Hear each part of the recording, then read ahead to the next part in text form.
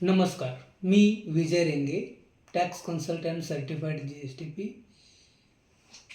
यावर्षी गव्हर्नमेंटने जे ITRचे फाईल काढलेत, ITRचा फॉर्म जो काढला, तो फॉर्म एकतर लेट काढला, आफ्टर ड्यू डेट काढला. ड्यू डेट जरी वाढवून दिली असेल, तरी फॉर्म काढण्याकरता गव्हर्नमेंटने लेट केलं.